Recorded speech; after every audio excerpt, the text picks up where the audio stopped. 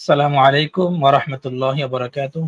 আলহামদুলিল্লাহি ওয়াহদাহু ওয়াসসালাতু ওয়াসসালামু আলা মান লা নাবিয়্যা বা'দাহু, আম্মা বা'দ। সুপ্রিয় দর্শক শ্রোতা, কাছের ও দূরের দেশে প্রবাস যে যেখান থেকে আমাদের আজকের এই গুরুত্বপূর্ণ লাইভ অনুষ্ঠানটি প্লে করেছেন, আপনাদের সকলকে জানাই আমরা ফেস দ্য ট্রুথ, সত্যের মুখোমুখি এই প্ল্যাটফর্মের পক্ষ থেকে আন্তরিক শুভেচ্ছা ও অভিনন্দন। সুপ্রিয় দর্শক শ্রোতা, আপনারা অবশ্যই জানেন বা অবশ্যই দেখেছেন ইতিপূর্বে কিছুক্ষণ আগেই আমরা একটি লাইভ অনুষ্ঠান শেষ করেছি। আমাদের আজকে যে লাইভ অনুষ্ঠানটি হয়েছিল কিছুক্ষণ পূর্বে, বাহাস অর্থাৎ আলী হাসান ওসামা সাহেবের সাথে ব্রাদার রাহুলের যে বাহাসটা হয়েছিল, আপনারা অবশ্যই উপভোগ করেছেন আলহামদুলিল্লাহ। ইনশাআল্লাহ তাআলা আপনারা অবশ্যই বিষয়টি অর্থাৎ একেবারে দুধকে দুধ আর পানিকে পানি কিভাবে বুঝতে পেরেছেন অবশ্যই আপনারা জানি, আমরা কমেন্টের মাধ্যমে তা বুঝতে পেরেছি আপনাদের মতামতগুলো। তো আমরা আজকের এখন যে বিষয় নিয়ে আলোচনা করব বা আমরা আজকে যে বিষয়টি নিয়ে আপনাদের সামনে উপস্থাপনা হিসেবে নিয়ে এসেছি, আজকে হচ্ছে ওসামা সাহেব এবং আলী বাদার রাহুলের সাথে যে ডিবেটটা হয়েছে, ডিবেটটা একটু রিভিউ আপনাদের সামনে তুলে ধরবো। তুলে ধরার জন্য আমরা আমন্ত্রণ জানিয়েছি আমাদের কয়েকজন তরুণ ওলামায়ে কেরামদেরকে। ইনশাআল্লাহ তাআলা ওনারা একে একে সবাই আসতে থাকবেন। আপনারা আমাদের আজকের এই প্রাণবন্তর আলোচনাটা উপভোগ করতে থাকুন একেবারে শুরু থেকে শেষ পর্যন্ত। ইনশাআল্লাহ তাআলা অনেক কিছু বুঝতে পারবেন আজকের ডিবেট রিভিউতে। আমাদের সাথে উপস্থিত রয়েছেন আমাদের প্রিয় মুহতারাম মুফতি মারুফ কাসেমি সাহেব, এবং আমাদের সাথে আরো উপস্থিত রয়েছেন আমাদের প্রিয় মুহতারাম আব্দুর রশিদ সাহেব, মুফতি আব্দুর রশিদ সাহেব। সাথে আমাদের উপস্থিত রয়েছেন আমাদের মেহমান এবং আমাদের পেজে এবার নতুন উপস্থিত রয়েছেন আমাদের প্রিয় ভাই কারি আশিকুর রহমান সাহেব। তো ইনশাআল্লাহ আমরা সকলের কাছে একে একে যাব, আপনারা অনুষ্ঠানটি দেখতে থাকুন। আমরা চলে যাচ্ছি প্রথমে আমাদের প্রিয় মুহতারাম মুফতি আব্দুর রশিদ সাহেবের কাছে। তো আমরা চাইবো যেহেতু আলোচক অনেক বা আসবেন, তো আমরা সংক্ষেপে কিছু কথা বলবো এবং দর্শকদের উদ্দেশ্যে মূল বিষয়গুলো তুলে ধরার চেষ্টা করবো ইনশাআল্লাহ তাআলা, যাতে করে আমরা সকলকে কিছু না কিছু সুযোগ দিতে পারি ইনশাআল্লাহ তাআলা। তো আমি উপস্থাপনার মধ্যে আছি, যাতে করে আমি সময় বেশি না খরচ করে আমি সরাসরি আলোচকদের কাছে চলে যাচ্ছি। যে আমি প্রথমে চলে যাব আমাদের প্রিয় মুহতারাম মুফতি আব্দুর রশিদ সাহেব, যিনি ইন্ডিয়া থেকে যুক্ত রয়েছেন। জি, আসসালামু আলাইকুম ওয়া রাহমাতুল্লাহ। ব্রাদার রাহুল তো ইন্ডিয়ার, আপনিও ইন্ডিয়ার, তো এই বিষয়ে আপনি আজকের বাহাসের বিষয়ে ইনশাআল্লাহ তাআলা আমাদেরকে কিছু কথা বলবেন, রিভিউ। জি। ওয়া আলাইকুম আসসালাম ওয়া রাহমাতুল্লাহি ওয়া বারাকাতুহু। ইন্নাল হামদালিল্লাহ ওয়াস সালাতু ওয়াস সালামু আলা নাবিয়্যিল্লাহ, আম্মা বা'দ। আলহামদুলিল্লাহি হামদান কাসীরান তাইয়িবান মুবারাকান ফীহি। প্রিয় সুধী, আমি সর্বপ্রথম আল্লাহ পাকের দরবারে লক্ষ কোটি আপনার প্রচুর পরিমাণ অসংখ্য শুকরিয়া জ্ঞাপন করার পর নবী আকরাম সাল্লাল্লাহু আলাইহি ওয়াসাল্লামের রওজে আতাহার মুবারক শরীফে অসংখ্য দরুদ ও সালাম প্রেরণ করার পর এ কথা উচ্চ চিত্তে এবং অত্যন্ত গর্বের সাথে বলছি, উলামায়ে দেওবন্দের একজন খাদিম, উলামায়ে আহনাফের একজন খাদিম এবং বিশিষ্ট আলোচক, আমাদের সকলেরই শ্রদ্ধেয় এবং প্রচুর সম্মানের পাত্র, বিশিষ্ট আলিম, বিশেষ করে তারুণ্যের একটা বিশেষ গৌরব, হযরত মাওলানা আলী হাসান ওসামা হাফিজাল্লাহু তাবারাকা তাআলাকে। আজকে উনি যে শাস্ত্রীয় আলোকে আলোচনা করেছেন, আমি অন্তরের অন্তঃস্থল থেকে বলছি, আমি এই আলোচনা এত সুন্দর আলোচনা আলী হাসান ওসামা সাহেবের কাছে আশা করিনি। আমি ভেবেছিলাম, আমি জানতাম উনি খুব সুন্দর আলোচনা করবেন, কিন্তু এত সুন্দর আলোচনা করবেন এটা আমার চিন্তার বাইরে ছিল। আজকে আলী হাসান ওসামা সাহেব সম্পর্কে আমার নতুন একটা ধারণা সৃষ্টি হয়েছে। আমি জানতাম উনি একজন ভালো আলিম, ভালো বলতে পারেন, সাহসী, বীর, সব জানি, ভালো বক্তা, সুবক্তা, কিন্তু উনি যে এত ইলমের অধিকারী আমি জানতাম, এতটা পরিমাণে জানতাম না। নিশ্চয়ই আমার মতনই মত ব্যক্ত করবেন লক্ষ লক্ষ দর্শক। আলী হাসান উসামা সাহেব উনি যে শাস্ত্রের আলোকে আলোচনা করেছেন, এটা যুগ যুগ ধরে, শত শত বছর ধরে নব্য সালাফিদের কাছে এটা শিক্ষণীয় বিষয় হয়ে থাকবে ইনশাআল্লাহ। আজকে প্রতিপক্ষ বিরাদার রাহুল যতই সিলসিলাতুল জাহাব, এটা হচ্ছে মুয়াত্তা মালিকের সনদ, এর মধ্যে দুজন সাহাবী, একজন মুহাম্মদ বিন ইউসুফ আর একজন ইমাম মালিক আছেন, অতএব সনদ টন্ডনে সহি, এই দাবি উনি করেছেন বা এই কথা ঠিক। কিন্তু পক্ষান্তরে শাস্ত্রের আলোকে যে মতনে সাজ রয়েছে, মতনে এই যে মতনে যে ইস্তিরাব রয়েছে, মতনে যে সমস্যা রয়েছে, এই জ্ঞান কাণ্ডটুকু বিরাদারের নেই। এই জন্য বিরাদার সনদ নিয়ে কোনো এই জন্য বিরাদার মতন নিয়ে কোনো লম্পজম্প করতে পারেনি, ও সনদ নিয়ে লম্পজম্প করেছে। কিন্তু বিষয় হচ্ছে আজকের আলোচনা শাস্ত্রের আলোকে আলোচনা। হাদিস কখন সহিহ হয়, কখন জয়ীফ হয়, ইমামদের মতামত কি, মুরসাল হলে তার কি হুকুম, ইনকাতা থাকলে তার কি হুকুম, মুরসাল এবং হচ্ছে কি মুনকাতে এক নাকি আলাদা, ইত্যাদি ইত্যাদি বিষয়। হাদিসের সনদ সহিহ কিন্তু মতন ঠিক হয় না, এই কথা আমার নয়, এই কথা আলী হাসান উসামা সাহেব বলেছেন নিজে থেকে, তাও নয়। এইগুলো স্বীকৃত ইমামদের উসুল, যে ইমামরা পাঁচটা মূলনীতিকে সামনে রেখে সনদকে সহি করার উসুল লিখেছেন, সেই ইমামরাই এইগুলো তারা লিপিবদ্ধ করেছেন। এখন যেহেতু বিরাদার রাহুল একেবারে মূর্খ বলতে কি, ও তো প্রথমত আরবি পড়তে সাহস করেনি, কিন্তু ও শেষের দিকে যে কটা আরবি কেতাবের স্ক্রিনশট দেখিয়েছে, এখন খেলাই করেও ওটাকে পড়ার চেষ্টা করেছে। আপনি যদি কমেন্ট গুলো যদি ব্যাক করে দেখেন, তো মাদ্রাসার মিজান নহমীরের তোলাবারা ওকে কিভাবে উপহাস করেছে, যে ভাই আপনি কি পড়ছেন, পক্ষান্তরে আমি আপনার এবারতের ফোয়ারা মারছেন, উনি এবারতের হাফেজ। আলহামদুলিল্লাহ, আমাদের হাফেজ সাহেবরা তারাবিতে যেভাবে কোরআন শোনান, দিয়ে চলবে কোরআন শোনান, আমাদের আলী হাসান উসামা সাহেব সেই চলবে মানে হাদিসের মূল নীতি শোনাচ্ছেন। কিন্তু এতটুকু বিষয় বিরাদার রাহুলের বোঝার ক্ষমতা হয়নি। অবশ্য বুঝেছে লাস্ট পয়েন্টে, লাস্টের দিকে আপনারা দেখবেন ওর মুখ শুকিয়ে গেছে, ও তো বুঝতে পারেনি যে আলী হাসান উসামা কি জিনিস, তা বুঝতে পারেনি। ও ভেবেছিল আলী হাসান উসামা সাহেব শুধুমাত্র বায়ান করেন, এই ওনার কাজ। আমি যেমন মানুষকে ধোকা দিয়ে বোকা বানিয়ে বানিয়ে বায়ান করি, মনে হয় সবাই তাই করে। কিন্তু অনেকে যে এলেমের পাহাড় দিয়ে বসে আছে, আজকে বিরাদার রাহুল তো সচকে দেখতে পেয়েছে। আচ্ছা, আমি এবারে মূল কথায় আসি। দুটো জিনিস,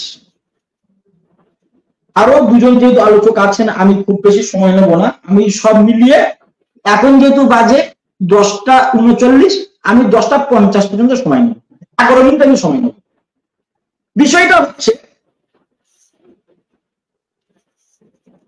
আলী হাসান উসামা সাহেব বারবার বলেছেন, এবং 15 মিনিট যে সময় পেয়েছেন, উনি বিনা ভূমিকায়, বিনা মুকদ্দমায় উনি পরিষ্কার করেছেন 15 মিনিট ধরে শুধু মুরসাল হাদিসের হুকুম সম্পর্কে। আর এটাই হলো শাস্ত্রীয় আলোচনা। তো এবার মানে এই মূল নীতি, মূল আলোচনা বিরাদার রাহুল সহ তার অন্ধ মুকাল্লিদরা প্রথম পর্যায়ে কিন্তু বুঝিনি, এটা বাস্তব কথা। আমরা ওই আলোচনা শুনে যখন আমাদের বুক চওড়া হচ্ছে, নব্য সালাফিরা তখন মনে করছে হয়তো আলী হাসান উসামা সাহেব এদিক সেদিক করে এটাকে সহি করবে। কিন্তু উনি যে স্বীকৃত ইমামদের স্বীকৃত উসুল বলছেন, এটা লাস্ট পয়েন্টে এসে নব্য সালাফিরা সবাই বুঝতে পেরেছে। আচ্ছা, মানে বিরাদার রাহুলের মূল গৌরব ছিল যেটা, আমি যে সনদটা মুয়াত্তা মালিক থেকে পড়েছি সহিহ সনদ, এবং এই সনদ বুখারী, কিন্তু এই সনদ সহিহ হলে শুধুমাত্র হাদিস যে সহিহ হয় না, এই বিষয়টা আমরা জানতাম, আমরা কম বেশি সকলেই জানতাম। বিশেষ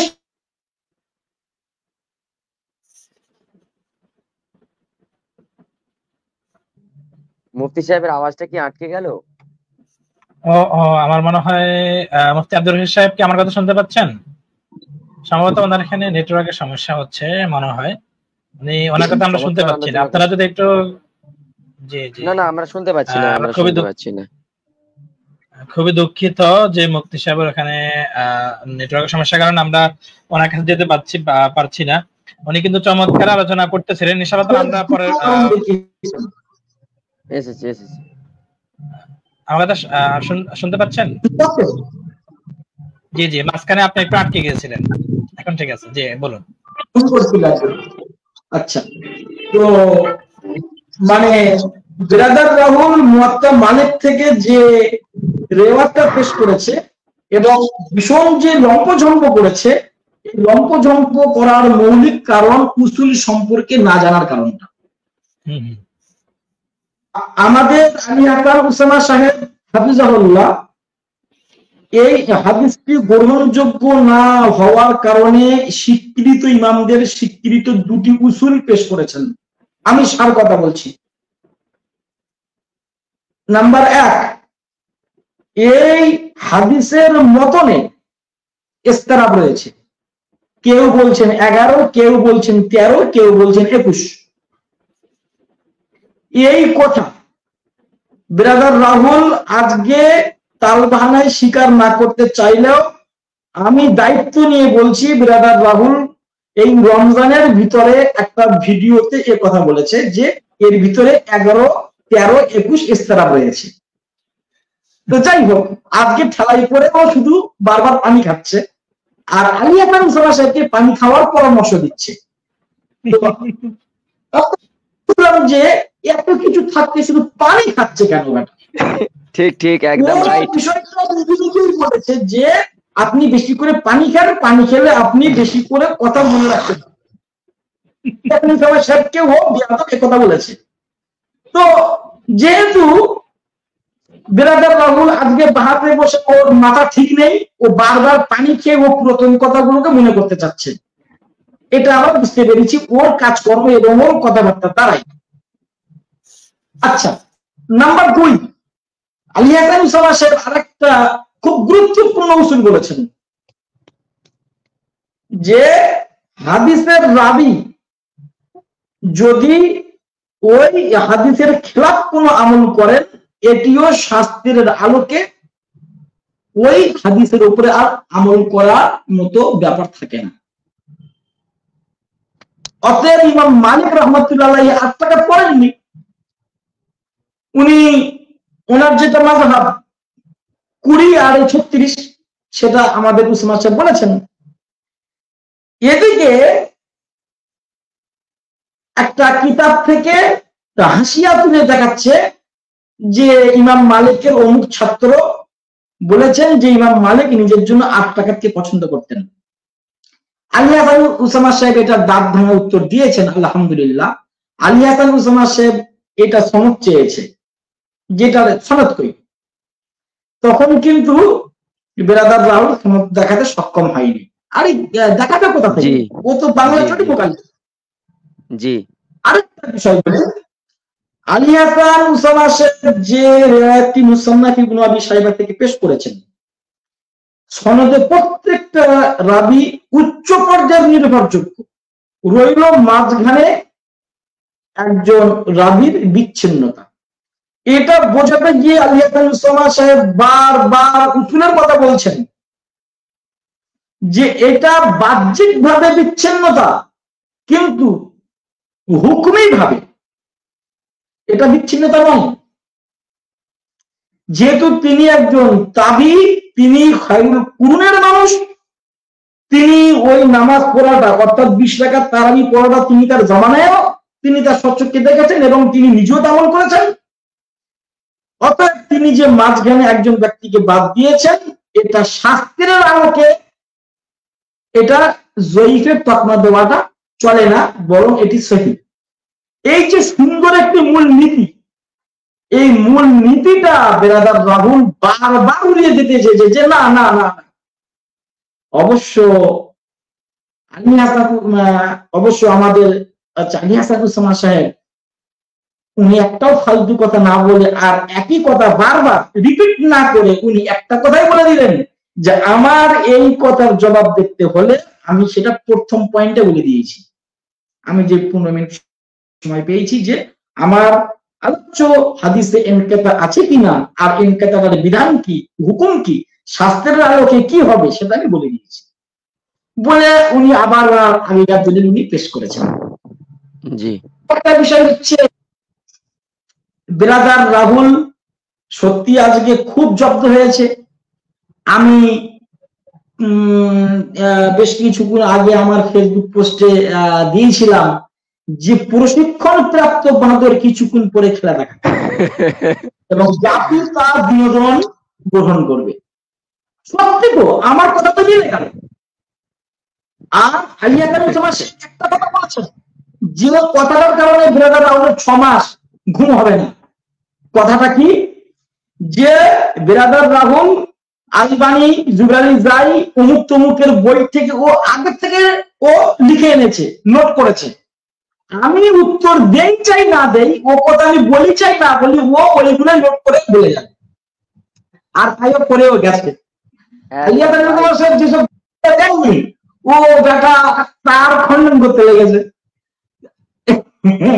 তার মানে কি ও সব মুখস্থ করে এসেছে।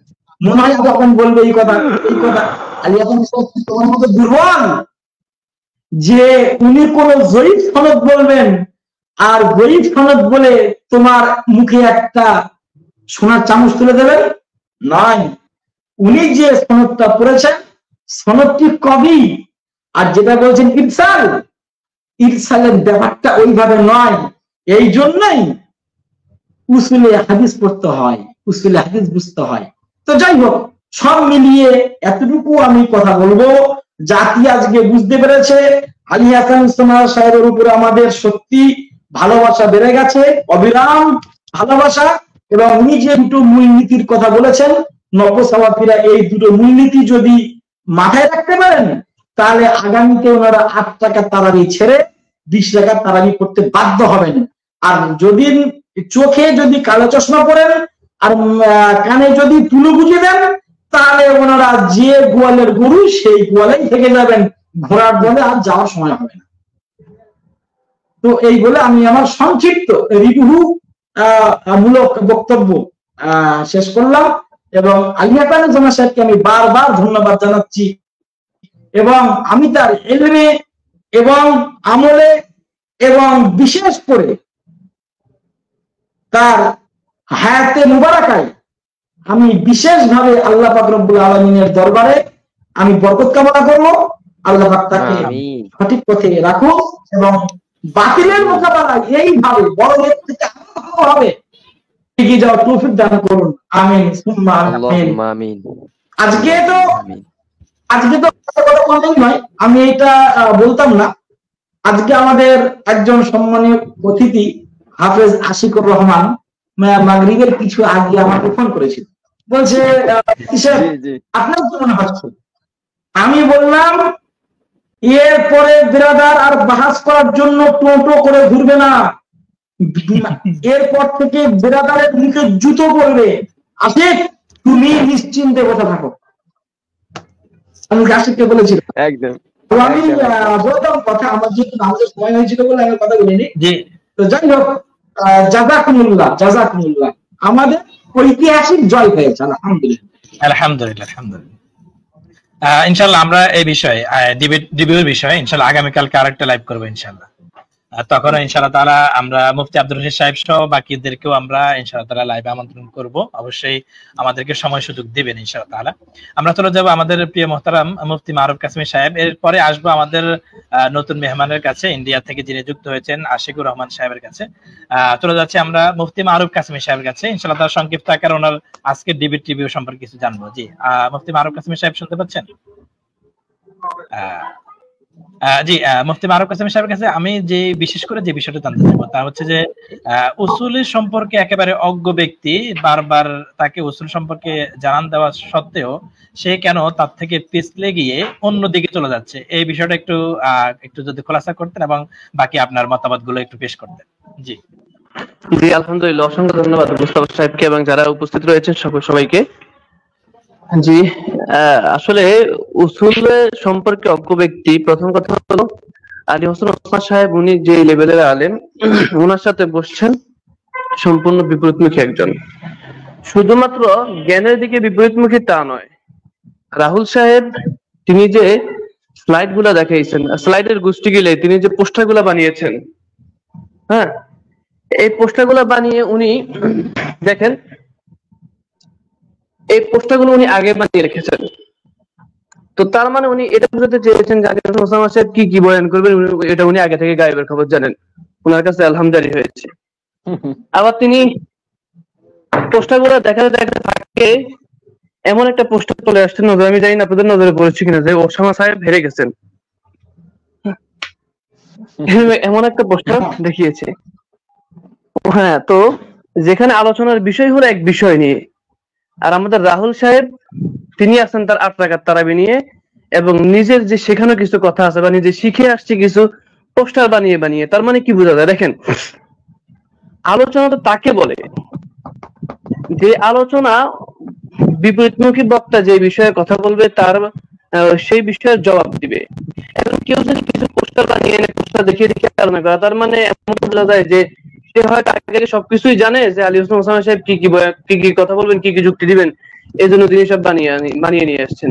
আর নতুবা আরেকটা বিষয় বোঝা যায় যদি না হয়, সেটা হলো তার অজ্ঞতা, তার ধোঁকাবাজি প্রতারণা ছাড়া আর কিছুই নয়। কেননা তিনি চিন্তা করছেন যে আলী হোসেন ওসমান সাহেব যাই বলুক না কেন, উনি ওনার আলোচনা করুক, আমি শুধু আমার নিজের ঢোল পিটাবো, নিজের পোস্টারগুলো নিয়েছি ঘুরে ফিরে ওই কথাগুলোই বলবো। আমাদের রাহুল সাহেব সেটাই করেছেন।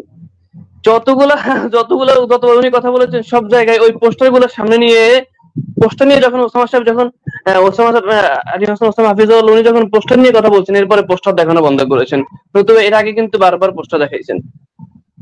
পোস্টারের কথা বলছে যে পোস্টার বিষয় যখন বেরু দিয়েছে তখন আর পোস্টার দেখায় না, এর আগে শুধু পোস্টার দেখায়। যাই হোক, আমি খুব মজা পেয়েছি আমাদের এই যে পূর্বে যে আলোচনা করি যে বিষয় বলেছেন যে উনি আলী হোসেন ওসামা সাহেবকে আমরা বরাবরই জানি, উনি খুব ভালো আলেম, ঠিক আছে, কিন্তু এই সমস্ত বিষয়ে ওনার আলোচনা আছে। আমি আরেকটা বিষয় জানি যে আলী হোসেন ওসামা সাহেব কিন্তু এই বিষয়ে কিতাবও লিখছেন, যেটা উনি আজকে বলেছেন। এটা আমি আরো আগে শুনেছি আব্দুল মালিক সাহেব হাফিজুল্লাহর কাছ থেকে। যথেষ্ট গবেষণামূলক উনি একটি কিতাব লিখছেন এই বিষয়ে, যার কারণে এই কেন্দ্রিক বিষয়ে ওনার কাছে অনেক দলিল আছে। আর অনেক ওলামায়ে কেরাম, বিজ্ঞ ওলামায়ে কেরাম আছেন যারা ওনাকে বিষয়ে যথেষ্ট তথ্য দিয়েছেন, এটা আমি জানি। আর ব্রাদার রাহুল সাহেবের যে আমাদের, সরি ওনাকে তো ব্রাদার বলা যাবে না, আর কোনো কিছু বলছি না, আমাদের রাহুল ভাই। একটা বিষয় বলি ভাই, কথা বললে কথা চলে আসে, মনে কষ্ট নিবেন না। সেটা হলো মাইকেল এইচহার্টের একটা বই আছে বুঝছেন, দ্য 100। আমি আজকে বলেছিলাম আজকে পড়েছিলাম, কালকে পড়েছিলাম জুমার বয়ান আমাদের নবীর জীবনী আলোচনা করবি দেয় মাইকেল এইচহার্টের, সেই জায়গা থেকে নবীর জীবনী উনি যেগুলা এনেছেন সেগুলা পড়েছি, আমার বিষয়ে বলছি। তো মাইকেল এইচহার্ট যেই কিতাব লেখেন, সেখানে যে মুসলমানদের আমাদের নবী ঈসা আলাইহিস সালাম এবং মুসা নবী, 3 জন নবীর ঘটনা তিনি লিখেছেন তার কিতাবে। এরপরে বিভিন্ন খ্রিস্টান বিধর্মীদের অনেকের জীবনী আছে।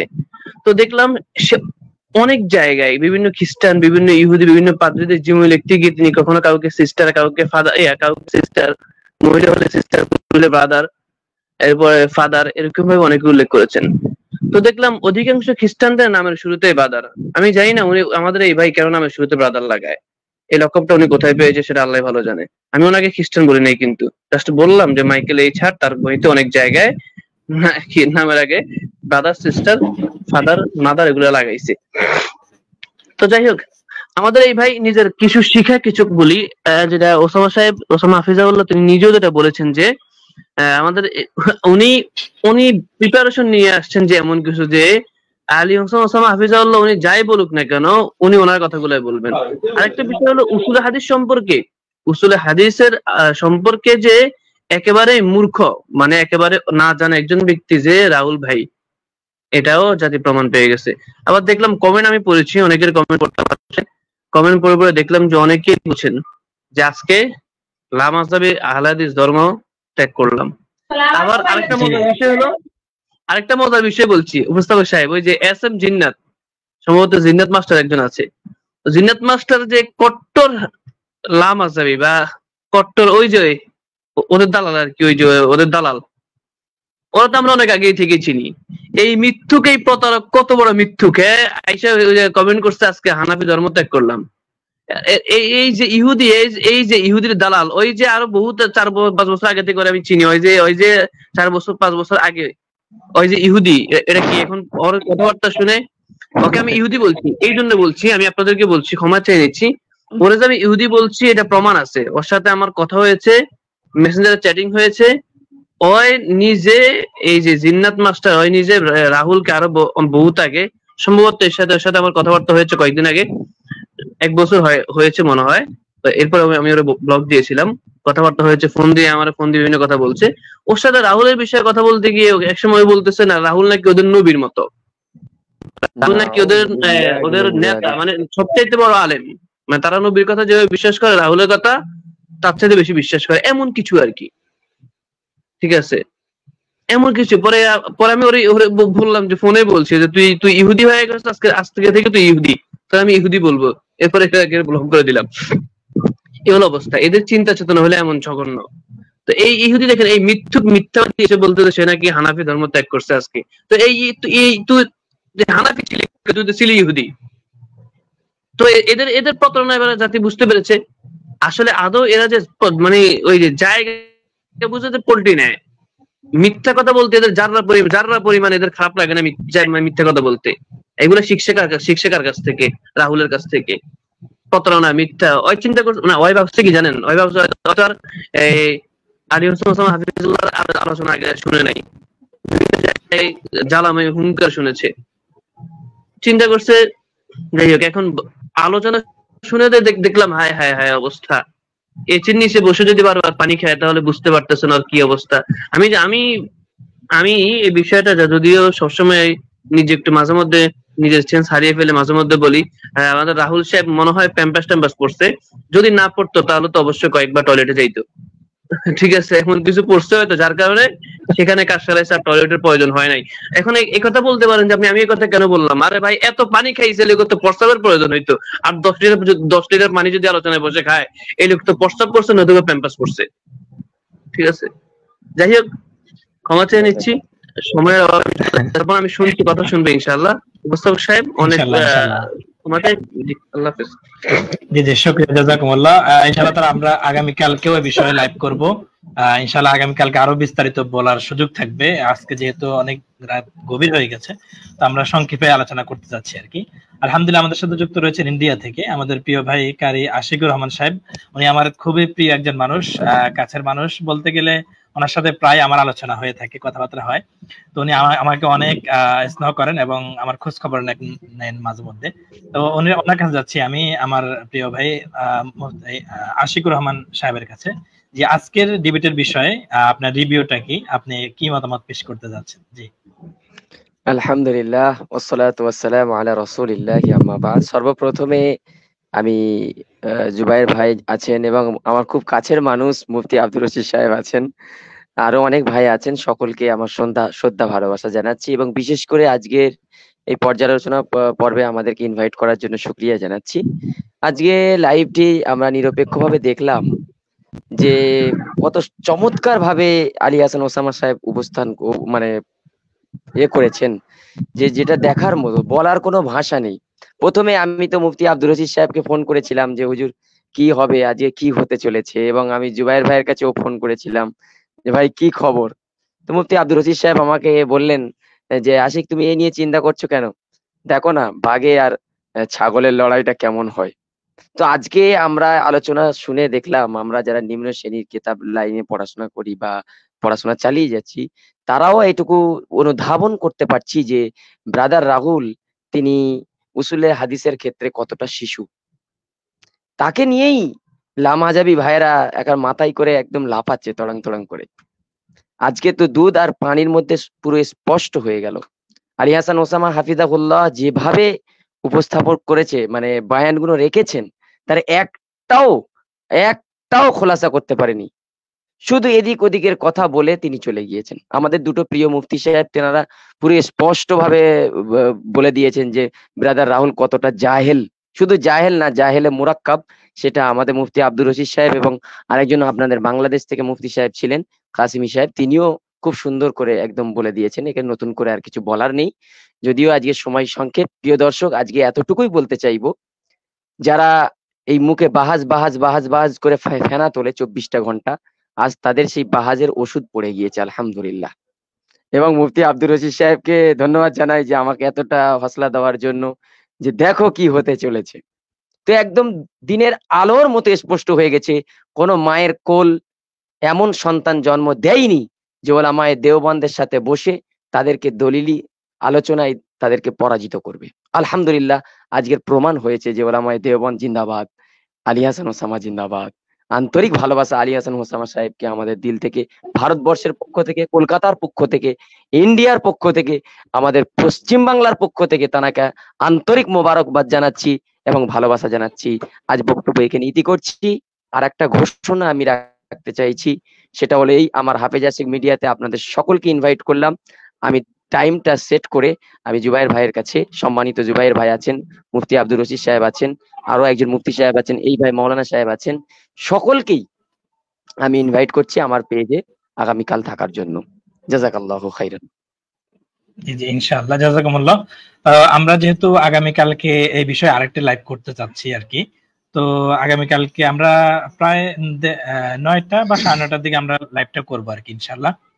তো এর আগে বা পরে, বা যদি দুপুর বেলা বা যদি এর পরের দিন হয়ে থাকে, তাহলে সম্ভবত আমাদের সকলের জন্যই আসান হবে আর কি বিষয়টা। তো ইনশাআল্লাহ তাআলা আমরা চলে যাব আমাদের প্রিয় ভাই মাওলানা শফিকুল ইসলাম সাহেবের কাছে। আলহামদুলিল্লাহ উনিও আমাদের সাথে যুক্ত রয়েছেন, উনিও মনে হয় পুরো লাইভটাই দেখেছেন। তো ওনার কাছ থেকেও আজকের লাইভ বিষয়ে রিভিউ জানতে চাইবো। জি, আজকের লাইভ বিষয়ে আপনার কাছে জানতে চাইবো, এবং পাশাপাশি জানতে চাইবো এই কথা যে আমরা দেখেছি কমেন্ট বক্সে যে অনেক লামাযহাবী ভাই বলতেছেন যে আজকে আহলে হাদিস ত্যাগ করলাম। এই বিষয়টাও একটু বলবেন, যেহেতু আপনি আহলে হাদিস পরিবারের একজন লোক, তো এই বিষয়টা আপনি বেশি বলতে পারবেন বা বেশি বুঝতে পারবেন। জি,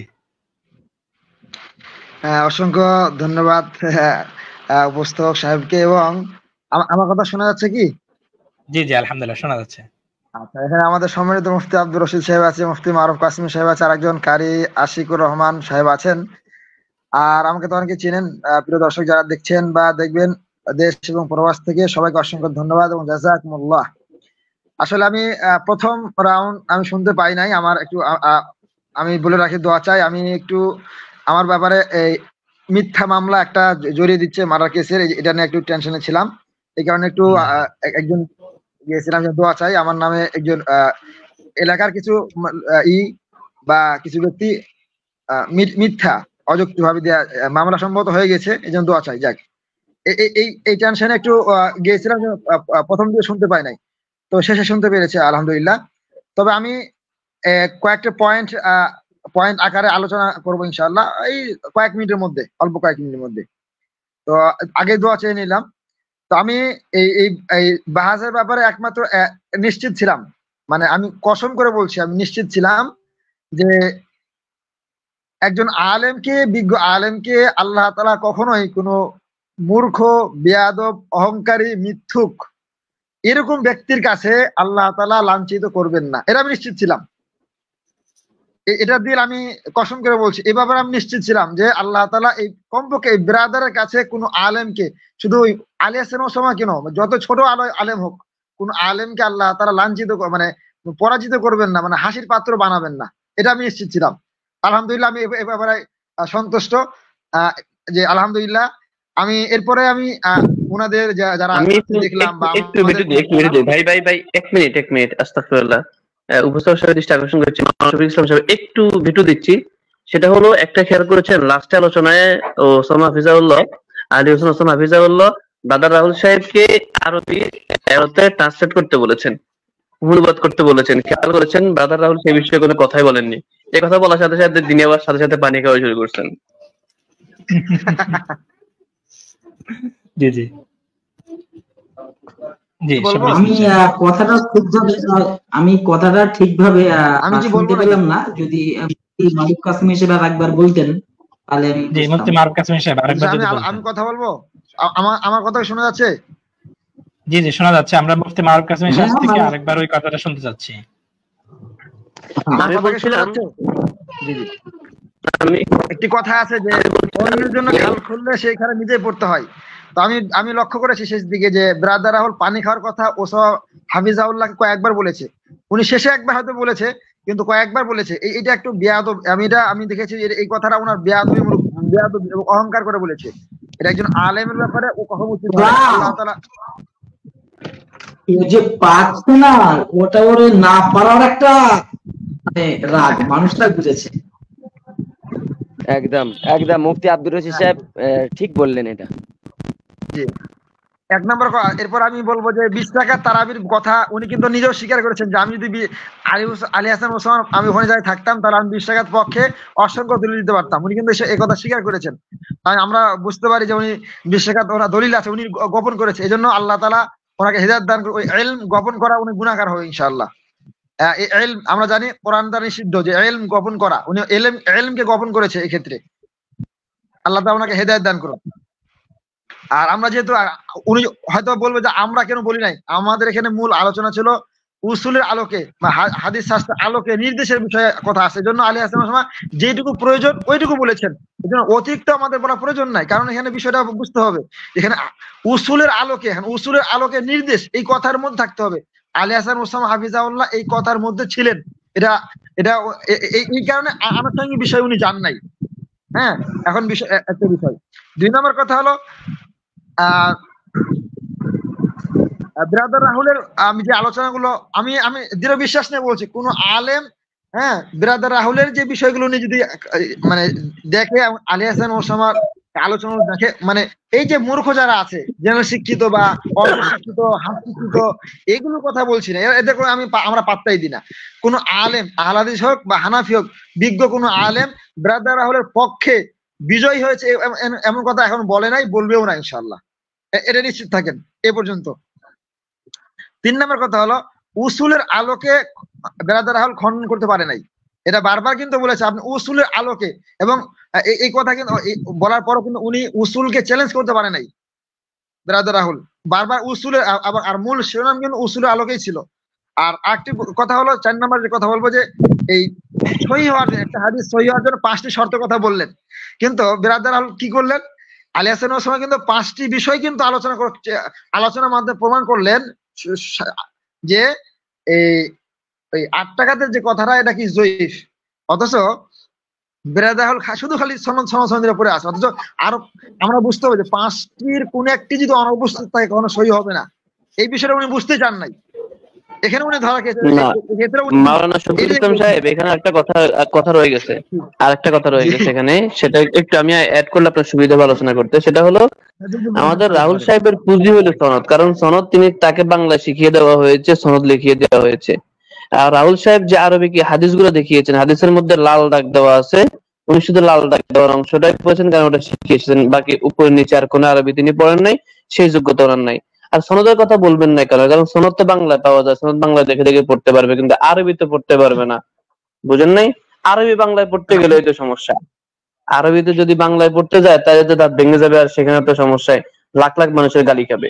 এই জন্য এই দুষ্ট লোকটা বলে না, দুষ্ট লোকের নষ্ট বুদ্ধি, দুষ্ট লোকটা শুধু সনদ নিয়ে পড়ে আছে। কারণ এই গাদা জানে না, হাদিসের উসুল সম্পর্কে জানে না। ওরে যেগুলো শিখাই দিছে সেগুলোই বলবে। ও কিছু কথা শিখিয়ে দিছে, মানে এই পুরোহিতকে কিছু কথা শিখিয়ে দিছে, তার কিছু জাহেলরা আছে এই পোস্টার বানায় দিছে। আরেকটা কথা বলতে হয়, যেটা অনেক ভাই বলছেন যে রাহুলের আজকের প্রশ্নগুলো কমন পড়ে নাই। ইতিপূর্বে সে যাদের সাথে বসছে তার প্রশ্নগুলো কমন ছিল আগে, সেগুলা ওই যে পোস্টার বানিয়ে নিয়ে আসছে, প্রশ্নগুলো কমন। কিন্তু আজকে যে পোস্টার বানিয়ে নিয়ে আসছে প্রশ্নগুলো কমন পড়ে নাই, বেচারা কি করবে, ঘুরে ঘুরে পোস্টার গুলা দেখাইছে, এগুলা ছাগলের মতো সে কথাগুলো বারবার বলছে, বুঝছেন না? তার কিছু কিছু নষ্ট মুরিদ আছে, মাথার মধ্যে রাহুল দলিল দিয়ে দাফন করে ফেলছে। রাহুল দলিল দিয়ে দাফন করছে না দলিলের নিচে, নিজে দলিলের নিচে নিজে দাফন হয়ে গেছে, সেটা তো জাতি বুঝতে পেরেছে। এরপর আজকের বহস থেকে একটা বিষয় পরিষ্কার, আমি আসলে ভাই ক্ষমা চাচ্ছি, যে উলুমুল হাদিসের উসুল, হাদিসের মূলনীতি, হাদিসের পরিভাষা কোনো কিছুই কিন্তু শুধু এক রাহুল না, অন্য যে জাহেল গুলো আছে এরা কেউ জানে না।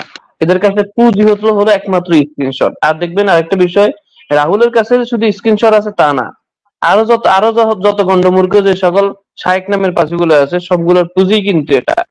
এরা ওই যে মনে করে যে সনদ মানেই হাদিস সহিহ। আর বিভিন্ন অ্যাপসের কোনায় ওই যে বিভিন্ন অ্যাপসের কোনায় লেখা থাকলে সহিহ হাদিস আল হাদিস লেখা থাকলে সেটাই সহিহ।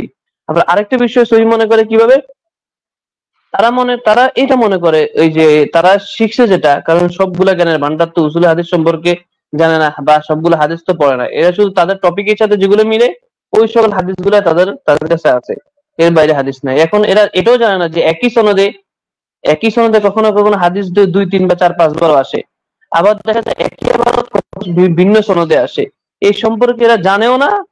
আবার যে সনদ সহিহ হলেই একই হাদিস একটি, এটা যদি একাধিক সনদ থাকে তাহলে কোন সনদটা সহিহ, কোন সনদে কোন ইবাদতটা সহিহ, এগুলো ঠিক করবে কে? কারা ঠিক করবে? ইমাম নিবাবী রাহিমাহুল্লাহ, যেটা আগে হাফিজাল্লাহ বলছেন, ইমাম নিবাবী রাহিমাহুল্লাহ তিনি তো তার লেখা কিতাবের মধ্যে এখন ওনাকে তারা প্রাধান্য দেয়, আমরা অবশ্যই ওনাকে গ্রহণযোগ্য বই, হানাফিরাও বলে। তো সেক্ষেত্রে ওনার এরকম অনেক বক্তব্য আছে যেখানে উনি একই হাদিসকে এক জায়গায় সহিহ বলেছেন, অন্য জায়গায় তিনি সেটাকে জাল বলেছেন। ঠিক আছে, এমন কত কিছু আছে এই সম্পর্কে তো ওনারা জানে না রে ভাই, জানলে না বলতে। আর রাহুল যে বিষয় আলোচনা করতে আসছে, না রাহুল পড়ে আছে কোথায় জানেন? সে পড়ে আছে ওই যে গোল্ডেন চেইনে। কারণ ওই যে সে ইমাম মালিক রাহিমাহুল্লাহর মনে করছে তিনি তার এলাকার মহল্লার বড় ভাই, এই জন্য গোল্ডেন চেইন নিয়ে তিনি সেখানে পড়ে আছে। এই গাদা ইমাম মালিক রাহিমাহুল্লাহর মতনও বুঝে নাই, সনদও বুঝে নাই। এখন কি পরে কি করছে, তার ছাত্রদের কথা বলছে, এমন ভাবে বলছে আরে বাপরে, মনে হয় যে তার ছাত্র তার কানে কানে এসে বলে গেছে। কারণ ওই যে তার কাছে যে স্টিকার আছে, তার সম্বলে স্টিকার আলী হোসেন ওসমান হাফিজাহুল্লাহ, তিনি যে আলোচনা করছে প্রথম থেকে শেষ পর্যন্ত মনটা ভরে গেছে। এমন এমন কিছু কথা বলছে যেগুলো আসলে আমরা হাদিসের ছাত্র যারা বা মাদ্রাসার ছাত্র যারা হাদিস পড়াচ্ছি, এরা আমাদের জন্য অনেক নতুন নতুন কথা শিখার আছে এই সমস্ত জায়গায়। ঠিক আছে, যাই হোক, আমি এগুলো বিষয়ে পুরো আলী হোসেন সাহেব হাফিজুল, আমি যেটা করবো আর কোন আলোচনাগুলো সবগুলা নিব, কারণ আমার নিজের জন্য ওটা তারা কি হবে পরবর্তীতে হাদিস পড়াতে গিয়ে। ঠিক আছে, দোয়া চাই ভাই। আপনার কথার মধ্যে কথা মনে পড়ছে জন্য বলে দিচ্ছি, যেহেতু আজকে আলোচনা না, এটা যেহেতু রিভিউ, এই জন্য আমি আপনাকে আটকাইছি। শফিক ইসলাম সাহেব মনে কষ্ট নিবেন না, রিভিউতে একসাথে কথা বললে মজা লাগে, এই যে একা একা বললে আলোচনার মতো হয়ে যায়, এই জন্য বারবার আপনাকে ভিডিও দিচ্ছি, আপনি আমার মহব্বতের ভাই তো। ঠিক আছে, না খুব সুন্দর কথা বলেছেন মারুফ কাসিমি সাহেব, মুফতি মারুফ কাসিমি সাহেব, জাযাকাল্লাহ। আর একটা কথা,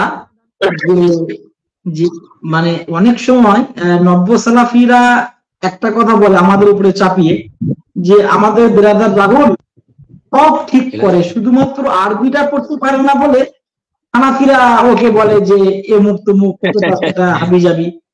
আজকের বিষয়টা তা নয়, আজকের বিষয়টা আরবি পড়া না পড়ার সাথে কোনো বিষয় নেই। আজকের বিষয়টা রাহুল উসুল জানে কি জানে না এটা পরিষ্কার হয়েছে। আমরা একবারও বলিনি বেরাদার কেন আরবি পড়ছে না, ও পড়ুক অমুক টুক না, আমরা চাইনি। আমরা শুধু এতটুকু চেয়েছিলাম ও উসুল বুঝুক, উসুলটা বুঝুক। কিন্তু আজকে নব্য সালাফিরা এ কথা বুক ফুলিয়ে বলতে পারবে না যে আমাদের ব্রাদার রাহুল আরবি পারে না বলে হানাফিরা জোর করে বলেছে যে ব্রাদার রাহুল পারেনি। না, এটা আমরা বলছি না। আমরা এই জন্য বলছি যে ব্রাদার রাহুল পারেনি, ব্রাদার রাহুল উসুলের আলিফ পর্যন্ত জানে না। এই জন্যই বলছি যে ও একেবারে নব্য শিশু, এতদিন ছিল নব্য সালাফি, আজকে থেকে ও হলো নব্য শিশু সালাফি। মুফতি আব্দুর রশিদ সাহেব আরেকটা কথা অ্যাড করা যায়, সেটা হলো ব্রাদার আমাদের ব্রাদার আমাদের ব্রাদার না, হলো ইহুদিদের ব্রাদার। তো এই রাহুল ওই যে অনেকে রাহুল দাস বলে, কি আবার এক একজন একটা কথা বলে, যাই হোক আমি এটা বললাম না, এত নিচে গেলাম না। ওই যে মনে মদ খাচ্ছে, যাই হোক। এরপরে কি যেন বলছিল, এই যে আমাদের রাহুল ভাই আরবি পারে না তো দূরে, ওটা বড় বিষয় না। বড় বিষয় হলো এই আলী হোসেন ওসামা সাহেবের সামনে আরবি পড়বে এই দুঃসাহস ওর নাই মিয়া। ওটা বলেন, আরবি পারে না পারে বাদ দেন।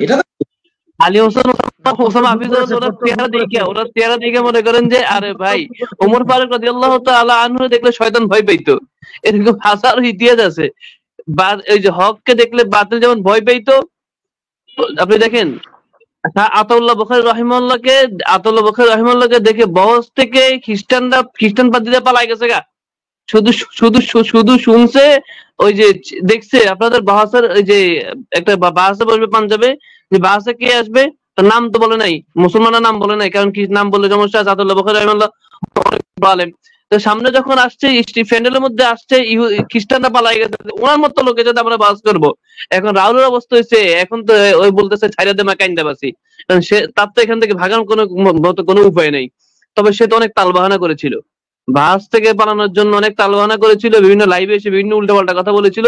আলী হোসেন ওসামা সাহেব সে বিষয়ে একেবারে খুবই টলমল একেবারে নিরীহ ভূমিকা পালন করেছেন।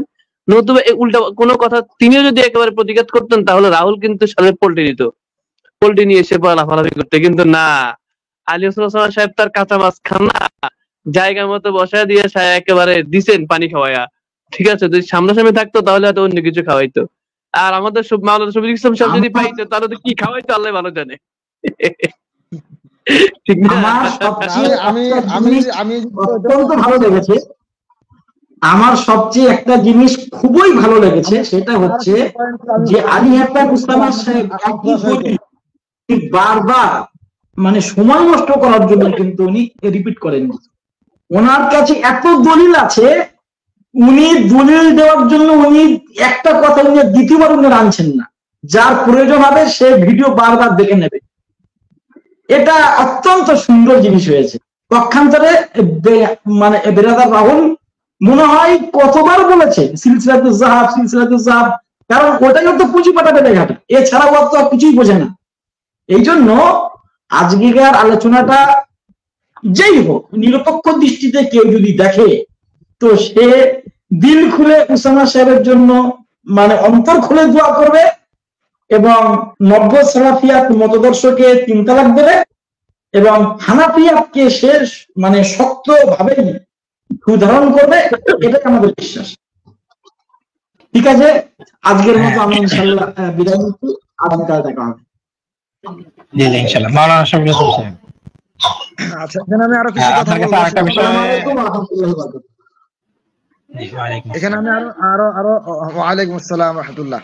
এখানে আমি আরো কিছু কথা বলবো, সেটা হলো যে আসারুস সুনানের যে বিষয়টা উনি আলোচনা করতে, যে উনি কিন্তু উনি গোপন করেছেন ব্রাদার রাহুল, অথচ আসারুস সুনান আমি নিজে পড়েছি, আমার কাছে আছে, আমি নিজেও ওটা পড়ে পরীক্ষা দিতে হয়েছে আমাদেরকে।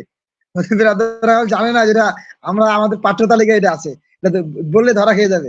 যাক, উনি এটা ওই যে ইলম গোপন করেছে। যাক, এরপরে আরেকটা কথা বলবো, সেটা হলো উনি এবার পড়তে ভুল করেছেন। একটা এবার পড়তে যে ওখানে আখাদার জায়গায় আখতারা বলে ফেলছেন, ওখানে বললাম না, ওখানে পড়াই ওখানে শেষে আছে আখতারা, শেষেটা ওখানে আখাদার জায়গায় আখতারা বলে ফেলছে। এখানে উনি এবার এটাও জাতি বুঝতে পেরেছে উনি আরবিতে কত কি মানে দুর্বল, এবং সে আরবি যে অজ্ঞ, এবং এটা বুঝতে পেরেছে যে উসুল সম্পর্কে সে অজ্ঞ, এবং তার কাছ থেকে ইলম না হারাম। আমি আজকে স্পষ্ট কথা বলছি, আমার এই কথাই কেউ দ্বিমত হয়তো বা করবে না, আশা করি কোন বিজ্ঞ আলেম, বিজ্ঞ মুফতি, বিজ্ঞ উসুলবিদ, যে তার কাছ থেকে ইলম নেওয়া বৈধ, এটা কেউ যদি বলতে পারে, বলবে না আমি যে হারাম বললাম এটার বিপক্ষে কেউ কথা বলবে না, আশা করছি আমি, এটা আমি নিশ্চিত ভাবে বলছি। মুফতি সাহেব এখানে আমরা এখানে আছে একজন, যে তার কাছ থেকে সে একজন অজ্ঞ এমন একজন ব্যক্তি, তার কাছ থেকে হাদিসে ইলম নেওয়া কোন মুসলিমের জন্য বৈধ নয়, এটা প্রমাণিত হয়েছে আজকে আলহামদুলিল্লাহ। আর এরপর আমি বলবো আরেকটি কথা, সেটা হলো 10 নম্বর, যে তাকলিদ কিন্তু তার কাছে নিষিদ্ধ। কিন্তু আজকে দেখলাম উনি পুরোটাই তাকলিদ করে বলেছেন। হ্যাঁ, তাকলিদ করেই উনি কিন্তু প্রমাণ করার চেষ্টা করেছেন, কারণ এর পক্ষে উনি কোন হাদিসে কোনো দলিল দিতে পারবে না। অতএব কোন হাদিসে উনি যে সহিহ বলার চেষ্টা করছেন তাকলিদ করেই বলছেন, তার মানে উনি আজকে মুকাল্লিদ ছিল এবং সে গণমুকাল্লিদ এবং সে তাকলিদকে স্বীকার করেছেন। এরপর একটি কথা বলবো, সেটা হলো ইমামগণ যেটা গ্রহণ করে নাই, যে সকল বিষয়গুলো ইমাম গ্রহণ করে নাই, হ্যাঁ, অর্থাৎ ইমামরা কি ছিল? তাবি ছিল। ওই ইমামরা কি? তাবি। ইমাম আবু হানিফা রাহিমাহুল্লাহ, হ্যাঁ, তাবি, যেমন ইমাম শাফি, ইমাম মালিক রাহিমাহুল্লাহ তাবি, ইমাম আহমদ বিন হাম্বল, এবং যারা মুস্তা ইমাম, ওই সমস্ত যারা তাবি সালাফ, যাদেরকে আমরা মানলে সালাফি হব, এই সমস্ত সালাফ যারা, তারা কিন্তু এই 11 রাকাতে হাদিসকে গ্রহণ করেননি, বরং সহিহ মনে করেননি এবং 20 রাকাতে গ্রহণ করেছেন। তাহলে আজকে এটাও প্রমাণিত হলো তারা সালাফি না, বরং তারা খালাফি, এবং তারা ওই মাদখালি সালাফি, তারা প্রকৃত সালাফি না, বরং আমরা প্রমাণিত হলাম যে আমরা প্রকৃত যদি সালাফি যদি ধরা যায়, প্রকৃত সালাফি আমরা, কারণ আমরা ইমাম আজম আবু হানিফাকে মানি, উনি কাছে, একবারে কাছে। একটি বিষয়। তাছাড়া একটি বিষয় হলো ইসলামের ইতিহাসে আমরা তাড়াতাড়ি দেখেছি যে অসংখ্য আক্রমণ এসেছে, তাতারিদের হামলা, চেঙ্গিস খানের হামলা, এবং বিভিন্ন মানে মুসলিমদের বড় সময় নির্যাতন নিপীড়ন চলেছে, হ্যাঁ, ভারত মহাদেশে। এখানে কিতাবাদি অনেক সময় বিভ্রান্ত হয়েছে এবং অসংখ্য ব্যক্তি জাল জয় ঢুকে দেওয়ার চেষ্টা করেছে, অসংখ্য বিভ্রান্ত। কিন্তু যেখানে ইমাম আবু হানিফার সুযোগই ছিল না, একবার কাছের লোক ছিল, কাছের, তো তিনারা সরাসরি ইমাম আবু হানিফার কথা এদের কাছে পছন্দ না। আমি তো ডাইরেক্ট বলি, ভাই আমি কোন এগুলো দলিল হটাও, ইমাম আবু হানিফা যেহেতু এটা যদি মত দিয়ে থাকে, তারা আমি নিশ্চয় করি এটা সহি, কারণ ইমাম আবু হানিফা সাহাবীকে দেখেছেন একবার কাছে, কোনো নাই, একবার কাছে। অতএব ইমাম আবু হানিফা যদি মত দিয়ে থাকে, এটা যদি সহি হয়ে থাকে, এই মতটা সহি যে ইমাম আবু হানিফা এটা কথা বলেছেন, বিশ্বাসের কথা, তার মানে আমি নিশ্চিত থাকলাম যে এটা সাহাবীদের আমল, এটা সুন্নাত, ইমাম ওমর রাদিয়াল্লাহু তাআলা এর পক্ষে ছিলেন, এটা নিশ্চিত প্রমাণিত হয়েছে। কেন? ইমাম আজম আবু হানিফা একবারে কি সাহাবীকে দেখেছেন, তাবি, এবং তাবিদেরকে উনি উনার ওস্তাদ বা শিক্ষক এরা নিয়েছেন। তার মানে এখানে কোনো কি নাই, উনার কাছে কোনো মানে এক কথায় বিচ্ছিন্নতা কোনো সম্ভাবনা নেই। এটা আজকে উনি প্রমাণ দিয়েছেন, আলহামদুলিল্লাহ।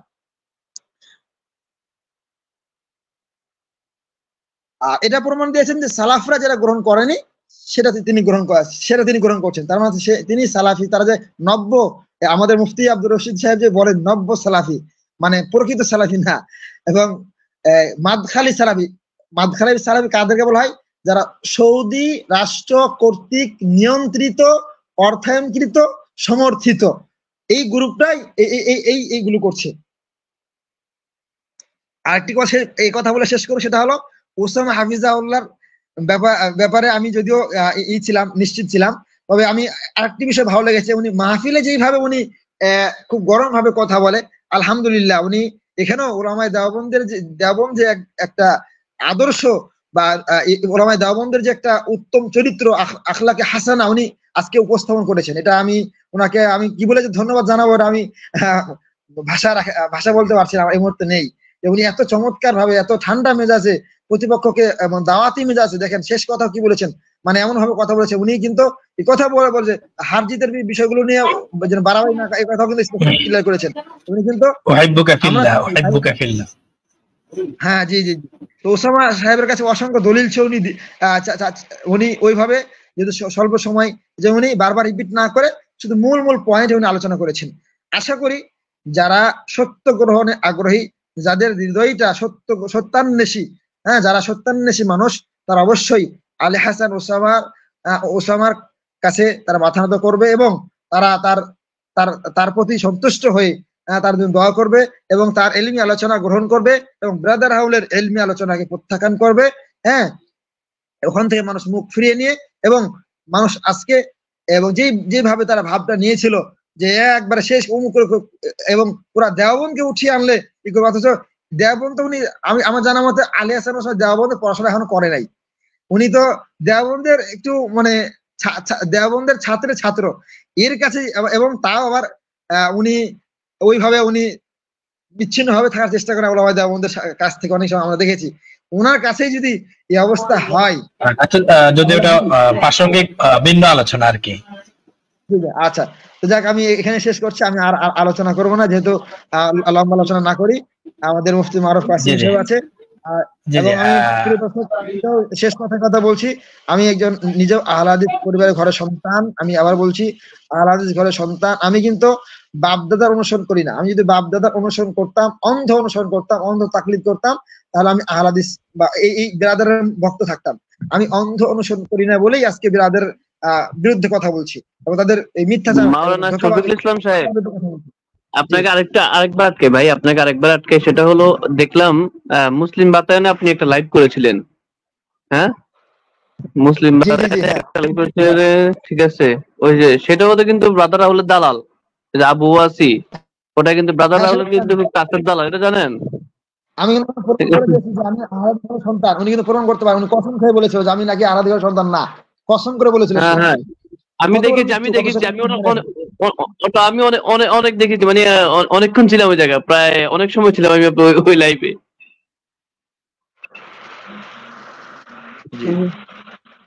এলো অবস্থা। আমরা মানে তারা বলতেছে যে আপনি আলাদা পরিবারের সন্তান না। এখন বিষয়টা কি হইলো?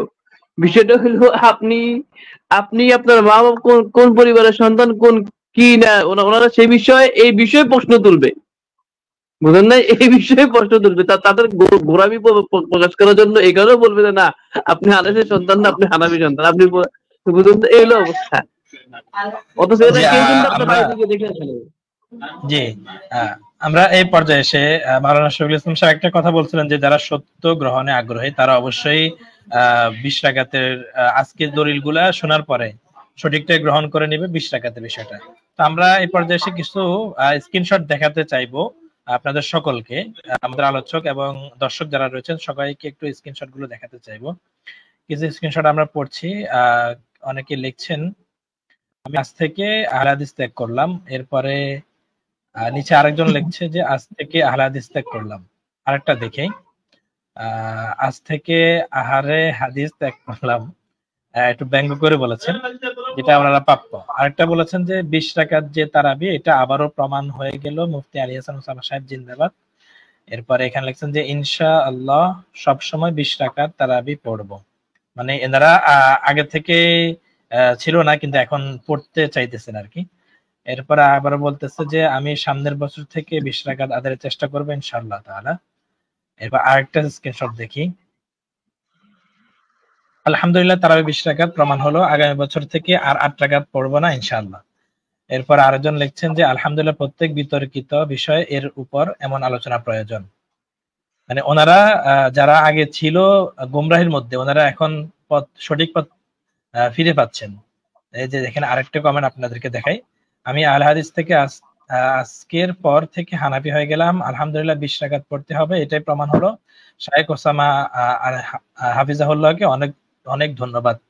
এরপর আরেকজন লিখছেন যে আলহামদুলিল্লাহ তারা 20 রাকাত প্রমাণ হলো, আগামী বছর থেকে 8 রাকাত পড়বো না ইনশাআল্লাহ। এরপর আরেকটা দেখা আছে, এটা তো দেখলেন। তো এগুলো তো আপনারা দেখলেন। তো এই বিষয়ে আমি মাওলানা শফিকুল ইসলাম সাহেবের কাছে একটু স্পষ্ট হয়ে জানতে চাইবো যে আপনি তো তাদেরই ঘরের একজন লোক ছিলেন, আপনিও ফিরে এসেছেন সঠিক পথে, আর এনারাও অনেকেই ফিরে আসছেন কিছু লেখেন নাই, সঠিকটা বুঝার পরে ফিরে আসবেন ইনশাআল্লাহ। তো আপনি এই বিষয়ে আসলে কি বলবেন যে ফিরে আসাটা বা সঠিক বিষয় গ্রহণ করাটা, এটা কখন মানুষ সঠিক বিষয় গ্রহণ করে? মানুষের মস্তিষ্ক বা ব্রেন কেমন ঠিক থাকলে মানুষ সঠিক বিষয় গ্রহণ করে, এটা যদি একটু বলতেন। আর অনেকেই শুনছেন কিন্তু গোড়ামি করে এখনো আগের মতের উপরে অটল রয়েছেন, সেই ব্যাপারে কিছু একটা বলবেন। আসলে যারা সত্য গ্রহণে আগ্রহী এবং আল্লাহ তাআলা যাকে যার জন্য হেদায়েত গ্রহণ করা সহজ করে দেন, হ্যাঁ, যার হৃদয়টা উন্মুক্ত করে দেন, তার জন্য খুবই সহজ। আর জি, এই যে এরা কিন্তু তারা কিন্তু আজকের বাস পর্যালোচনা করছে মুসলিম বাতায়নে। ওই যে শহীদুল ইসলাম আছে না, হ্যাঁ, কিন্তু বাতায়নে ইয়ে করছে।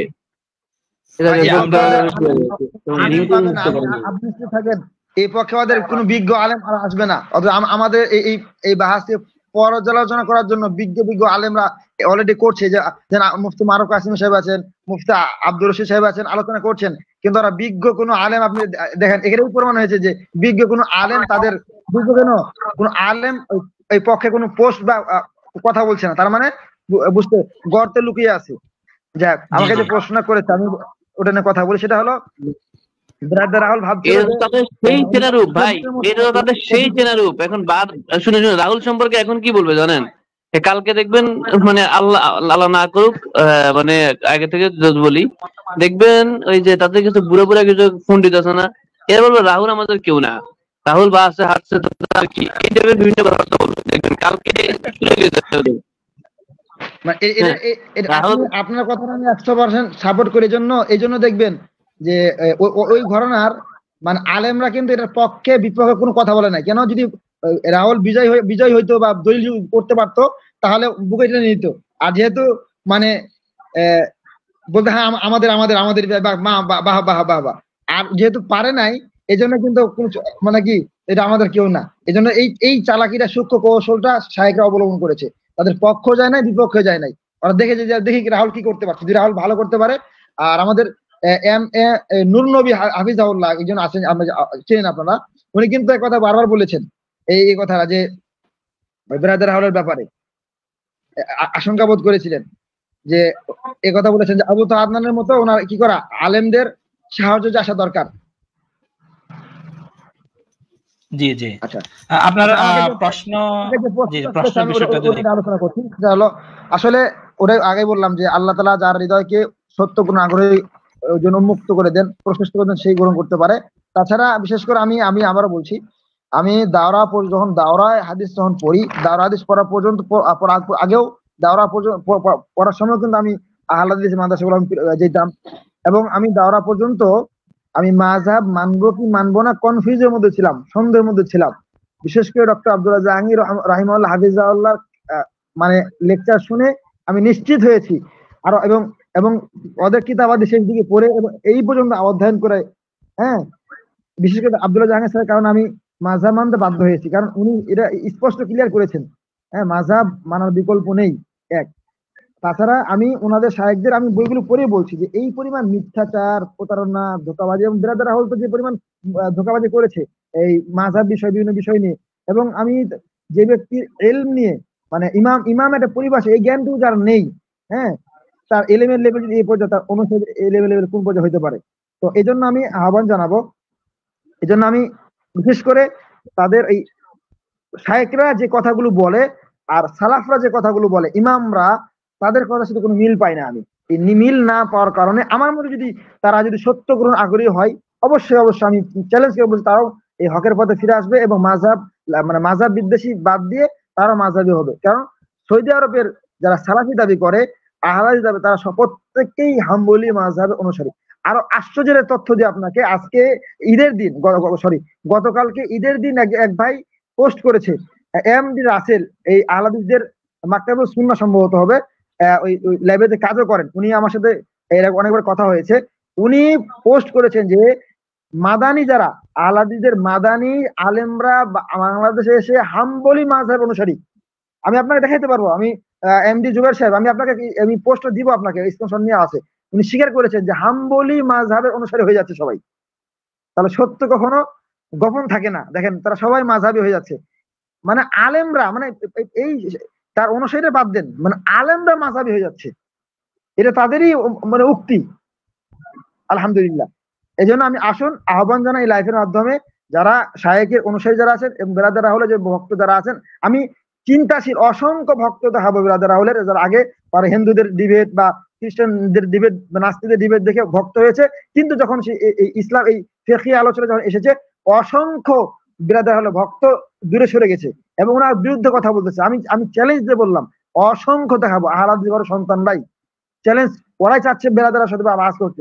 আহলে হাদিস ঘরের সন্তানরাই আমার এলাকায় আছে, আমি বাইরে বলবো না, আমার এলাকার কথাই বলবো, আমি চ্যালেঞ্জ করে বলতে পারি, আমি দেখাই থাকি, কসম করে বলতে পারছি, কসম করে বলছি। আহলে হাদিস পরিবারের সন্তানকে না দিয়ে আমরা যদি মতিউর রহমান মাদানিকে দিয়ে দিই বাসের জন্য, আলেম বাদ দিয়ে যারা তার অনুসারী ছিল, তার অনুসারী তার উল্টে গেছে, তার অনুসারী তার বিরুদ্ধে বাস করতে যাচ্ছে। জি জি, শুকরিয়া, জাযাকাল্লাহ। সত্য গ্রহণ না, সত্য চাপা থাকে না কখনো। আমি এখানে শেষ করছি। জাযাকুমুল্লাহ, আমার ভুল ত্রুটি হলে ক্ষমা চাই। আমি তার প্রতি বিদ্বেষ দেখে বলি না, আমি দোয়া করি আল্লাহ তাআলা বেরাদার রাহুলকে যেন হেদায়েত দান করে আবু তাহাদের মতো।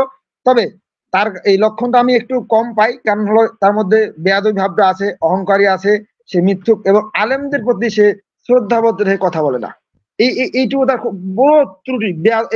এই ইসলাহটা তার দরকার। এই ইসলাহটা যতক্ষণ না হবে ততক্ষণ পর্যন্ত হেদায়েতের পথে সব এই যে বাধাগুলো দূর না করবে, হেদায়েত পাওয়া কঠিন।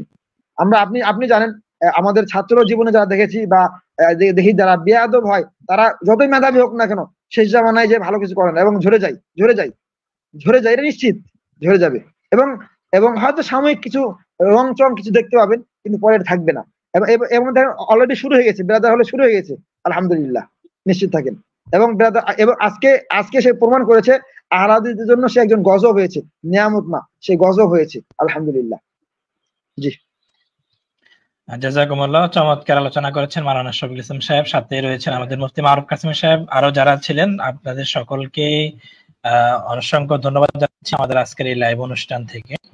এবং পাশাপাশি আমরা অনেককে ইনভাইট করেছি, ওনারা কারো নেটওয়ার্কের সমস্যার কারণে যুক্ত হতে পারেনি এবং অনেকেই যুক্ত হওয়ার সুযোগ হয়নি নেটওয়ার্কের সমস্যার কারণে। তো আমরা ইনশাআল্লাহ তাআলা জুয়া সাহেব, জি, যে উনি বেরাদার হাল মনে করেছিল ওই আসাদুল্লাহর মতো ডিবেটটা মনে করেছিল, কিন্তু যে আমি জানলে আসাদুল্লাহ তো ওরা তো কবি, আসাদুল্লাহ তো কপি পেস্ট, মানে ওরা তো পড়াশোনা নাই, ওরা ওই যে ওরিয়েন্টালিস্ট বা প্রাচ্যবিদরা যেগুলো অভিযোগ করে, নাস্তিকরা কিন্তু ওগুলো এসে কি করে অভিযোগ করে আলেমদের বা আমাদের কাছে, আমরা তো বুঝি এগুলো। ঠিক এই বেরাদার হাল ওই রকমই মনে করছিল বিষয়টা, এই জন্য আগে থেকেই কমেন্ট এক কথা উত্তর। হ্যাঁ, মনে করছিল এই যে নাস্তিক যেমন অশিক্ষিত, ব্রাদারে অশিক্ষিত, দুজন এক সমান মনে করছিল দুজনকে। তো এটা ঠিক ছিল, কিন্তু উনি এখানে এসেও আগের মতো মনে করছিল যে আলী হাসান ওসামা সাহেব মনে ওনার মতো অশিক্ষিত বা ওনার মতো মনে করছিল, যে কারণে ওই আলোচনাগুলো কমন পড়ে নাই প্রশ্নগুলো কমন পড়ে নাই। এই কারণে ব্রাদার রাহুল খুবই বিব্রতকর অবস্থায় ছিল, আমরা যেটা বুঝতে পারলাম আর কি। তো সুপ্রিয় দর্শক শ্রোতা, আমরা এই বিষয়ে এটা প্রমাণ হয়েছে যে আমাদের হানাফি আলেমদের, দেওবন্দি আলেমদের মধ্যে যারা মিডিয়ায় যারা কাজ করে না, এই বিষয়গুলো কথা বলে না, এদের মধ্যে অসংখ্য আলেম যে এত বিজ্ঞ পাণ্ডিত্যপূর্ণ ব্যক্তি আছেন, এটা আছে প্রমাণিত হয়েছে। জি জি, আলহামদুলিল্লাহ। মানে আরেকটা বিষয় অ্যাড করি, সেটা হচ্ছে যে মানে শেষ পর্যায়ে এসে যে কথাটা বলবো, যে আমরা এতদিন বলে আসতাম যে ব্রাদার রাহুল কোরআন পড়তে পারে না, হাদিস পড়তে পারে না, এটা তো সবাই জানে। আজকে আরেকটা বিষয় অ্যাড হলো যে সে উসুল হাদিস সম্পর্কে বা উসুল সম্পর্কে কোনো কিছু জানে না। এখন একটা মজার বিষয় হচ্ছে এটা যে কমেন্ট বক্সে এই আমরা এখন লাইভ করতেছি, লাইভ কমেন্ট বক্সে একজন ভাই কমেন্ট করতেছে, ওদের একজন ব্যক্তি, যে আপনারা এখন বলবেন যে ব্রাদার রাহুল উসুল সম্পর্কে জানে না। আমরা তো বলবোই অবশ্যই। আগে বলতাম যে সে কোরআন হাদিস কিছুই পড়তে পারে না, এখন বলো সে উসুল হাদিস জানে না। এভাবে যতই ডিবেট করতে আসবে, যতই আমাদের সাথে চ্যালেঞ্জ দিতে আসবে, ততই তার গোমর গুলো ফাঁস হয়ে যাবে। সে আস্তে আস্তে আপনারাও বুঝতে পারবেন যে আগে কোরআন হাদিস কিছু পড়তে পারতো না, এখন উসুল হাদিস সম্পর্কে কিছুই জানে না, একবারে অজ্ঞ, সেটা আপনারাও বুঝতে পারবেন। ইনশাআল্লাহ তাআলা প্রতিনিয়ত এগুলো একেবারে জাতির সামনে পেশ পরিষ্কার হতে থাকবে ইনশাআল্লাহ তাআলা। জি, মুফতি মারুফ কাসেমি সাহেব কিছু বলছেন? জি, তাহলে মাওলানা শফিকুল ইসলাম সাহেব এবং মুফতি মারুফ কাসেমি সাহেবকে অসংখ্য ধন্যবাদ জানাচ্ছি এবং ইনশাআল্লাহ তাআলা আপনারা আগামীকালকের লাইভ অনুষ্ঠানেও যুক্ত হবেন আশা করি। আমরা এই বিষয়ে ডিবেট রিভিউ বিষয়ে আগামীকালকেও আলোচনা করব। আপনাদের যদি কোনো আলোচনা বাকি থাকে ইনশাআল্লাহ আগামীকালকেও আলোচনার মাধ্যমে ফুটিয়ে তোলার চেষ্টা করব। আমরা আমন্ত্রণ জানিয়েছিলাম আমাদের প্রিয় ভাই মোহতারাম মোহাম্মদ নুরুন নবী ভাইকে। আলহামদুলিল্লাহ, উনি অনেক চমৎকার ফিকহি বিষয়ে অনেক চমৎকার আলোচনা বা অনেক চমৎকার লেখালেখি করে থাকেন। ওনাকেও আজকে আলোচনার জন্য দাওয়াত করেছিলাম, কিন্তু উনি ওনার এখানে নেটওয়ার্কের সমস্যার কারণে আজকে যুক্ত হতে পারেনি। ইনশাআল্লাহ তাআলা উনি আগামীকালকে যুক্ত হবেন আশা করি, ওনাকে আগামীকালকে আমরা দাওয়াত করব। তো উনি আজকের ডিবেট রিভিউর বিষয়ে কিছু লেখা দিয়েছেন, আমরা ইনশাআল্লাহ তাআলা এই বিষয়ে একটু পড়ে শেষ করব। আজকের ডিবেটের সারাংশ, ব্রাদার রাহুল ভাইয়ের পুরো আলোচনার সার হচ্ছে ইমাম মালিক রাহিমাহুল্লাহ হতে মুয়াত্তা বর্ণিত 11 রাকাতের একটি হাদিস। ওসামা সাহেবের পক্ষ হতে সেটির খণ্ডনের সার হচ্ছে ইমাম মালিক রাহিমাহুল্লাহ নিজেই তার ওই রিওয়ায়াতের উপর আমল করতেন না। এটাই উসুল যে রিওয়ায়াতটি মুদতারিব তথা মূল পাঠে উল্টাপাল্টা বিদ্যমান। ওসামা সাহেব সেটি ব্যাখ্যা করে বুঝিয়ে দিয়েছেন। অর্থাৎ ইমাম মালিকের রিওয়ায়াতটির সনদের প্রতি স্তরে রাবিরাও ভিন্ন ভিন্ন। আবার এক একজন এক এক রাকাত সংখ্যা বলেছেন।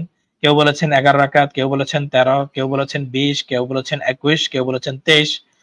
মানে রাকাত সংখ্যায় গন্ডগোল বিদ্যমান, যেটিকে শাস্ত্রের পরিভাষায় মুদতারিব বলা হয়। আর মুদতারিব রিওয়ায়াত সনদের বিচারে বাহ্যত সহিহ হলেও মূলত সেটির মতন টেক্সট দুর্বল ও প্রত্যাখ্যাত, যার কারণে 4 মাযহাবের ইমামগণের কেউ এ রিওয়ায়াত গ্রহণ করেননি।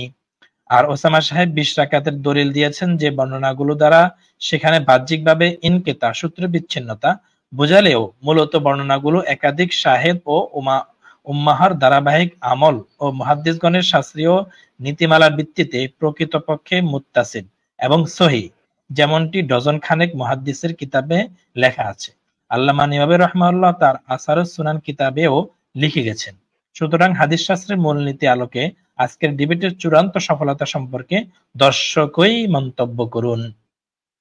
আলহামদুলিল্লাহ, আপনারা শুনতে পেয়েছেন আমাদের প্রিয় ভাই মোহাম্মদ নুরুন নবী ভাইয়ের লেখাটা। ইনশাআল্লাহ ওনাকে আমরা আগামীকালকে আসার আমন্ত্রণ জানাবো এবং ইনশাআল্লাহ উনি যুক্ত হবেন আশা করি। ওনার কাছ থেকেও জ্ঞান গভীর আলোচনা আপনারা শুনবেন, চমৎকার আলোচনা। উনি কিন্তু অত্যন্ত একজন বিজ্ঞ আলেম, ওনার গবেষণা এত চমৎকার, মানে অত্যন্ত চমৎকার বলা যায়। এই জন্য দর্শকরা ওনার গবেষণার উপর সন্তুষ্ট থাকতে পারেন। জি জি, আলহামদুলিল্লাহ আমরা ইনশাআল্লাহ তাআলা ওনাকে আনার চেষ্টা করব, ওনাকে আবারও দাওয়াত দিব ইনশাআল্লাহ তাআলা। আপনারা ওনার আলোচনা শুনবেন আগামীকালকে ইনশাআল্লাহ। আমরা আগামীকালকে ঠিক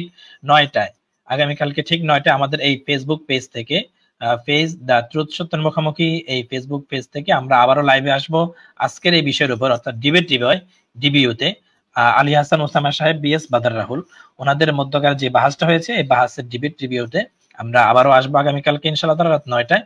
আপনারা চোখ রাখুন আমাদের ফেসবুক পেজ দ্য ট্রুথ সত্যের মুখোমুখি এই ফেসবুক পেজে। তো আজকের আলোচনা বা আজকের ডিবেট রিভিউ আমরা এই পর্যন্ত রাখতে চাচ্ছি। আমরা আগামীকালকের ডিবেট রিভিউ দেখার আমন্ত্রণ জানিয়ে এখানে শেষ করছি। আসসালামু আলাইকুম ওয়া রাহমাতুল্লাহি ওয়া বারাকাতুহু।